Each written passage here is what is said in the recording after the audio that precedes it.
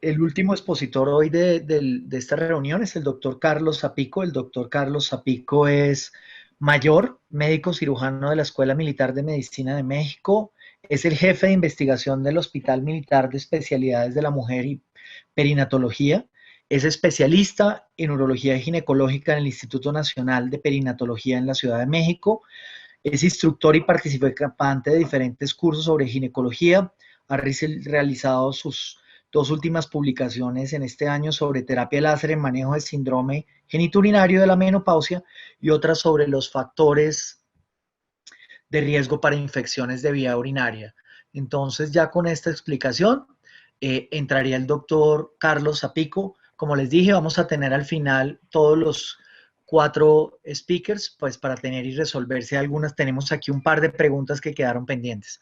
Entonces, doctor Zapico, le doy por favor pues la palabra. Muchas gracias. Paro mi Muchas video. gracias, doctor. Un buen día para todos desde México.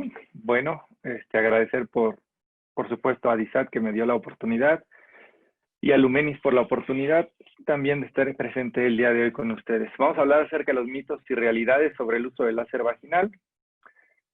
Para iniciar la conferencia, pues primero definir que no hay un conflicto de interés de la plática que vamos a dar a continuación y vamos a hablar de un viejo conocido que es el láser. ¿Por qué viejo? Pues porque desde los años 80 se ha utilizado ya en el ámbito de la ginecología.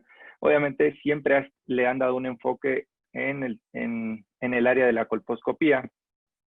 Sin embargo, gracias a la evolución de esta tecnología y al diseño de nuevas plataformas que lo hace más seguro en su uso, pues actualmente ya lo estamos utilizando en cavidades como vía vaginal y recordemos la longitud de onda del láser fraccionado de CO2 de 10.600 nanómetros. Voy a centrar esta plática en el ámbito de la uroginecología, que es realmente el área de mi especialidad, y quiero centrarlo totalmente en algo que se conoce como el síndrome genitourinario de la menopausia. ¿Qué es el síndrome genitourinario de la menopausia? Pues es el conjunto de síntomas y signos de la vulva, vagina, uretra y vejiga causados por la disminución de los estrógenos.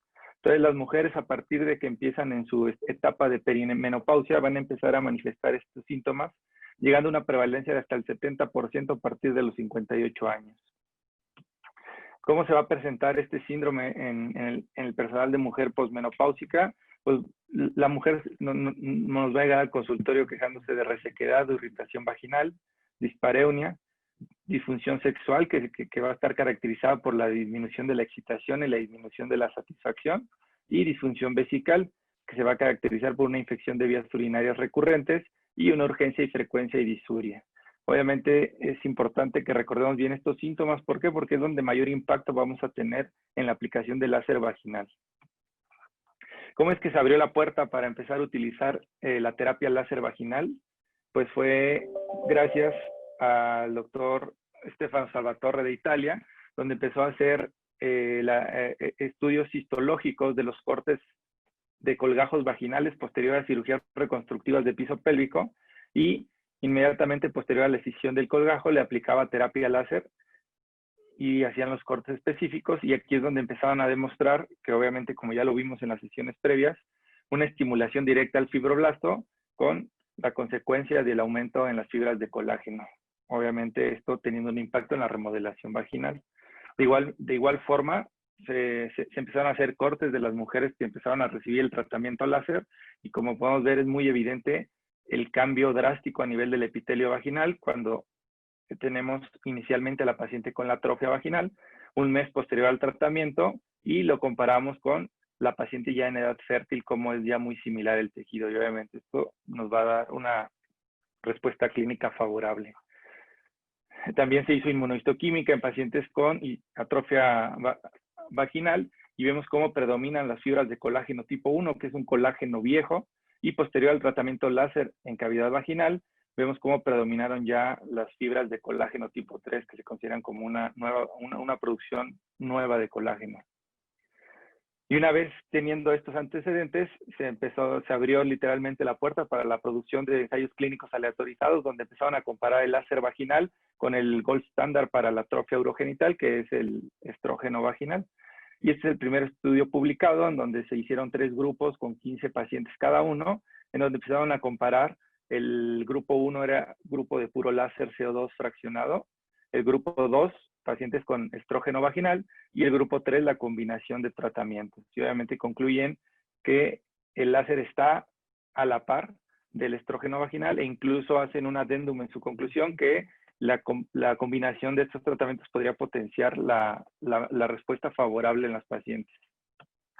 De igual forma, el año pasado ya se publicó este estudio que es de Velvet Trial, donde comparan la eficacia y la seguridad a 6 meses posterior al tratamiento vaginal para el síndrome genitourinario de la menopausia, y aquí hicieron la comparación de igual forma de láser con el gold standard, que es el estrógeno vaginal.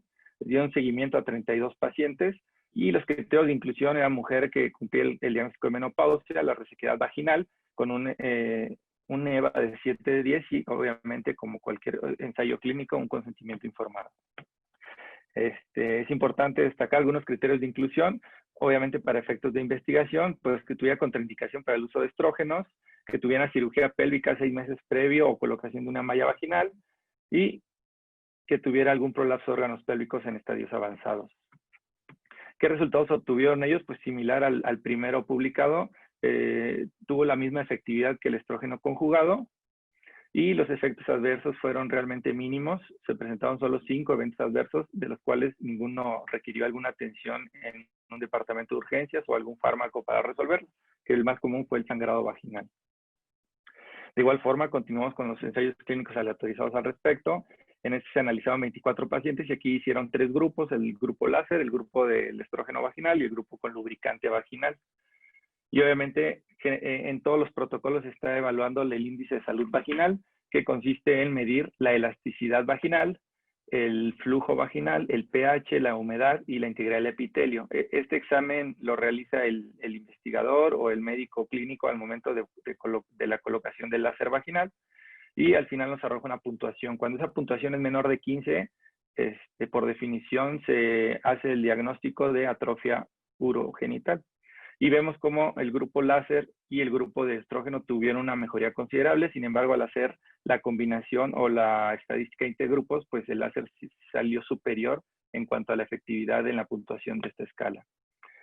Este estudio multicéntrico realizado en Italia igual el año pasado, aquí ya se incluyeron 645 pacientes de 4 centros de tercer nivel, y aquí es importante destacar que una cuarta parte de las pacientes pues tenían antecedente un cáncer ginecológico, en el cual pues se restringe mucho la utilización de estrógeno vaginal, y este es un grupo de población que se beneficia mucho de este tipo de terapias. Y de igual forma vemos como una disminución considerable en los síntomas urogenitales, tanto en aquellos que se les puso 3 sesiones como aquellos que se les colocaron 4 sesiones. Lo relevante del artículo es que realmente a partir de las 3 sesiones la mejoría ya fue evidente, incluso un poquito más que aquellas que se les dio 4 sesiones. En Latinoamérica ya existe también esta publicación de personal de médicos peruanos, en donde lo nombraron como el estudio PUBA, y de igual forma, con la misma tendencia, una disminución considerable de los síntomas urológicos, de los síntomas vaginales, un incremento en el índice de salud vaginal y una disminución del pH vaginal. El año pasado tuve la oportunidad yo de participar en este trabajo ahí en el Instituto Nacional de Perinatología, donde de igual forma evaluamos los resultados de la terapia láser vaginal para el síndrome genitourinario de la menopausia. Todas cumplieron criterios de síndrome genitourinario de la menopausia. El síntoma principal, la resequedad vaginal, y vemos cómo a partir de la segunda sesión se mostró ya una mejoría considerable en los índices de salud vaginal, en la escala de atrofia vaginal, sin efectos adversos graves reportados, y obviamente de la mano de cuando se realiza con personal médico experto. Actualmente estamos realizando un estudio en el Hospital Militar de Especialidades de la Mujer y neonatología con los mismos principios de la mayoría de los protocolos, mujeres con síndrome genitourinario de la menopausia. Le estamos tomando urocultivo, cultivo vaginal, citología vaginal previo a la aplicación de la terapia láser. Se les entrega su consentimiento informado y se les evalúa el índice de salud vaginal y el índice de satisfacción sexual femenina. Obviamente el protocolo está diseñado para dar la sesión inicial al mes, al segundo mes y a los 6 meses una dosis de mantenimiento. A todas se revisa una semana posterior a la aplicación del láser vaginal para reportar los efectos adversos, que es muy importante en todo este tipo de terapias que van camino a posicionarse como terapias de primera línea para la atrofia y el síndrome genitourinario. Respecto a la mejoría en la satisfacción sexual femenina, está este ensayo clínico aleatorizado de este año, en donde se analizaron 25 pacientes que se comparó con el gold standard, que es el estrógeno vaginal, y vemos que de inicio ambos grupos tenían una disminución en el índice de satisfacción sexual femenino, sin embargo eran homogéneos, y posterior al tratamiento hubo un aumento en el deseo, en la excitación, en la satisfacción y cambios también en la dispareunia en la paciente que fue sometida al láser vaginal fraccionado de CO2. ¿Qué más está haciendo con el láser vaginal en cuanto a la patología uroginecológica? Pues se está tratando ya la incontinencia urinaria de esfuerzo. Es importante analizar estos dos artículos recientes, en donde las pacientes que se sometieron a la terapia láser vaginal por la incontinencia urinaria de esfuerzo, pues presentaban pérdidas diarias y frecuentes. A los 3 meses se invirtió un poquito la severidad, desde ser muy severa a leve y moderada, y al año de seguimiento, pues vemos que sí persisten con la incontinencia, sin embargo hubo una mejoría en cuanto a la frecuencia de las pérdidas. De igual forma, en España, el doctor Santiago Palacios hace esta publicación donde incluye mujeres con incontinencia urinaria de esfuerzo moderada, severa o muy severa, y vemos que al final de la evaluación, que es a los 4 meses, la mayoría persistía con incontinencia urinaria leve o moderada. Entonces, concluimos o concluyen que sí hay un efecto positivo para la incontinencia urinaria de esfuerzo. Sin embargo, es importante aclararle a la paciente que no le vamos a curar la incontinencia urinaria de esfuerzo con el láser, pero sí podemos mejorar la frecuencia de pérdida urinaria durante el tratamiento. Y aquí está representado como hubo una disminución importante en cuanto a los síntomas urinarios, en cuanto a la afectación de calidad de vida, y nuevamente llama la atención cómo hay un incremento en la satisfacción sexual femenina posterior a la terapia láser. Los síntomas urinarios, igual en este ensayo clínico aleatorizado, vemos que en general hay una mejoría en cuanto a la disminución de síntomas urinarios y teniendo un impacto favorable exclusivamente para la nicturia, que es cuando la mujer se interrumpe su sueño para tener que ir a miccionar durante las noches. ¿Cuáles son otros posibles usos del láser vaginal? Pues obviamente la labioplastía, que es uno de los procedimientos genitales cosméticos más realizados en todo el mundo. Y también se considera la vaginoplastía láser de diseñador como una forma de labioplastía. Desgraciadamente hay poca evidencia o poca publicación al respecto. ¿Por qué? Porque las pocas que existen en la literatura no especifican bien el criterio o la definición operacional de hipertrofia de labios mayores.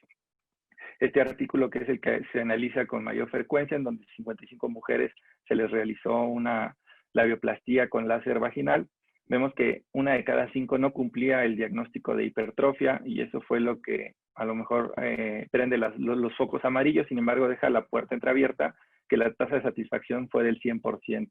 Es por eso que actualmente la labioplastía con láser tiene un nivel de evidencia 3B y un grado de recomendación C. Algo que es muy criticado del láser vaginal es la costo-efectividad, y es por eso que me pareció importante o interesante mostrar este análisis de costo-efectividad realizado en la Universidad de Stanford, en donde ellos reportan que una terapia con estrógeno vaginal anual está alrededor de los $800. Sin embargo, por la pobre adherencia de las pacientes a esta terapia, pues obviamente disminuye demasiado. Otra opción de tratamiento, que es el Ospemifen, que desafortunadamente no lo tenemos en México, pero es de $840 anuales. Y el punto álgido de la terapia láser es que 3 sesiones estaban aproximadamente en $2,733. Entonces ellos hacen la recomendación que hay que bajar el costo de la sesión láser. Las 3 sesiones láser mínimo debe bajar a $1,039 para considerarlo como el mejor tratamiento en cuanto a la costo-efectividad para el síndrome genitourinario de la menopausia. Y pues más de uno se va a preguntar qué hace esta foto en esta presentación. Sin embargo, pues quise hacer alusión a las palabras de esta emblemática canción de José Alfredo Jiménez, que no hay que llegar primero, sino hay que saber llegar. ¿Y a qué lo quiero traspolar? A que realmente cuando estamos innovando o estamos haciendo un tratamiento que queremos posicionar como una primera línea para alguna patología en especial, pues tenemos que ir de la mano siempre con el método científico, y si a esto le sumamos toda la experiencia que logremos, que ya tengamos nosotros o nuestro equipo de trabajo, obviamente esto siempre va a ir de la mano a mejores resultados para nuestras pacientes. Cuando nosotros nos salimos de este camino del método científico, pues se va a traducir justamente en esto, que son los efectos secundarios del láser, que de acuerdo a la base de datos de la FDA, se hizo ahí una revisión del 2015 al 2019, pues existen ya 58 archivos de 46 pacientes que han reportado efectos secundarios de la aplicación del láser, y vemos que lo más común, estamos hablando del láser vaginal, lo más común es el dolor, la sensación de quemazón, la laceración o la sensación de quemazón, la dispareunia, el aumento de la frecuencia urinaria o incontinencia, enrojecimiento, irritación, misceláneos, infección, dolor uretral o vesical. Y lo más importante de esto es que ya 33 pacientes reportaron cronicidad de la lesión a largo plazo con un empeoramiento de los síntomas. Y si analizamos más a fondo la siguiente diapositiva, podemos ver que en su gran mayoría de efectos secundarios, pues vemos que realmente ni siquiera está especificada la indicación por la cual se dio el láser vaginal, y algo que también es igualmente grave, que ni siquiera está especificado el tipo de operador que se lo colocó. Y si a esto le sumamos los 7 médicos que se desconocía su especialidad, pues ya son 29 de estos reportes, 29 casos no tenía especificado qué tipo de médico fue quien le colocó el láser vaginal. De ahí la importancia de tener mucho cuidado y llevar al paciente indicado al tratamiento indicado. Y es por eso que en julio del 2018 la FDA emitió un comunicado de seguridad con el objetivo de alertar a los pacientes y proveedores de atención médica sobre el uso de dispositivos basados en energía que puede estar asociado a efectos adversos graves. Y así como que concluyo la plática, que recordar que debemos de tener un alto estándar ético en la práctica clínica y en la investigación. Siempre que recomendemos una terapia a una paciente es importante recordar el grado de evidencia científica. Y un detalle de estas terapias es que ha estado disponible para su uso y se ha difundido entre los médicos antes de que se proporcionen datos suficientes sobre la efectividad y la seguridad, lo cual ha salido de las manos del control de las entidades regulatorias de este tipo de dispositivos, y ha sido consecuencia un aumento en los reportes adversos de estas tecnologías. Sin embargo, como ya vimos, es cuestión de tiempo para lograr un nivel de evidencia adecuado, una aceptación y una recomendación, y posicionar la terapia de láser vaginal como primera línea en el síndrome genitourinario de la menopausia. Ya para finalizar, pues así es como llega la paciente con un síndrome genitourinario de la menopausia al consultorio, devastada por los síntomas urogenitales, y posterior a que recibe la terapia láser vaginal, vemos realmente un cambio importante en su calidad de vida y en su satisfacción sexual. Muchas gracias por su atención. No sé si tengan alguna pregunta, estamos a sus órdenes.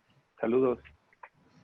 Doctor, sí, muy buena plática, muy buena su conferencia. Sí, tengo aquí una pregunta, es muy puntual. Dice, pacientes que tienen la malla quirúrgica para incontinencia urinaria, ¿pueden realizar este tratamiento para la disfunción sexual? Si es no, ¿por qué? Y obviamente de hecho, las mallas vaginales, recientemente ya hay una restricción de su uso. De hecho, hay países que ya la sacaron por completo, y la mayoría de los países de Norteamérica y de igual forma. Por lo mismo, que cayó en un exceso o no hubo un control de quién colocaba estas mallas y las indicaciones precisas. Entonces, actualmente las tenemos prohibidas por la FDA, y una de las causas o uno de los motivos por los cuales fue la restricción fue el dolor, justo el dolor o la dispareunia. Se recomienda, aquí es como, todos son protocolos como tal, se recomienda que si tiene una malla para prolapso no se esté colocando el láser vaginal hasta que podamos completar bien el camino para la evidencia necesaria. Y cuando es una malla antiincontinencia, que es realmente en la porción uretral, ahí no hay ninguna contraindicación para usarla. No se recomienda que al momento en que llegues ya a nivel suburetral, te vayas, evites el radio de las 12 para la colocación del láser vaginal, para evitar que vaya a sufrir algún tipo de quemadura el material protésico de las mallas. Ok, muchísimas gracias.